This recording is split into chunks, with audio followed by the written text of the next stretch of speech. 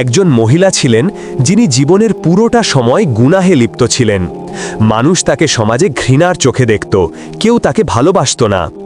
যখন তার মৃত্যু হলো তখন তার পরিবার ও প্রতিবেশীরা বলল, এমন পাপিষ্ঠা মহিলাকে আমরা কবর দিতে পারি না। তারা তার মৃতদেহ ঘরের বাইরে আবর্জনার স্তূপের পাশে ফেলে রেখে চলে গেল। কিছুক্ষণ পর হজরত মুসা আলাইহিসসালাম তুর পাহাড়ে আল্লাহর সঙ্গে কথা বলতে গেলেন। তখন আল্লাহ তাআলা বললেন, হে মুসা, আমার এক বান্দি মারা গিয়েছে, তার দেহ এখন একটি আবর্জনার স্তূপের ওপর পড়ে আছে। তুমি যাও, তাকে গোসল করিয়ে ইজ্জতের সঙ্গে দাফন করো। মুসা আলাইহি ওয়াসসালাম অবাক হয়ে গেলেন। তিনি গেলেন এবং দেখলেন সত্যিই এক নারীর মৃতদেহ আবর্জনার পাশে পড়ে আছে।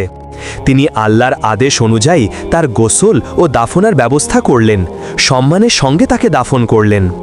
এরপর হজরত মুসা আলাইহি ওয়াসসালাম আল্লাহ তাআলার কাছে জিজ্ঞাসা করলেন, হে আল্লাহ, মানুষ তো বলছে এই মহিলা ছিল খুবই পাপিষ্ঠা, তবুও আপনি কেন তাকে এত ইজ্জতের সঙ্গে দাফন করানোর আদেশ দিলেন?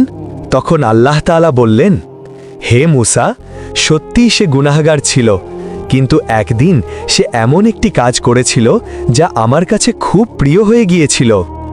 একদিন সে পথে যাচ্ছিল, দেখল একটি কুকুর প্রচণ্ড তৃষ্ণায় কাঁপছে, প্রায় মৃত্যুর মুখে। তখন সে নিজের কাপড় কুয়ার পানিতে ভিজিয়ে কুকুরটির মুখে পানি দিল। পানি গলায় পৌঁছানো মাত্রই কুকুরটি প্রাণ ফিরে পেল।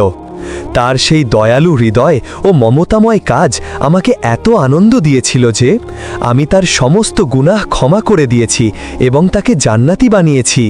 রাসূলুল্লাহ সাল্লাল্লাহু আলাইহি ওয়াসাল্লাম বলেছেন, একজন মহিলা একটি তৃষ্ণার্ত কুকুরকে পানি পান করিয়েছিল, ফলে আল্লাহ তাকে ক্ষমা করে জান্নাতে প্রবেশ করালেন।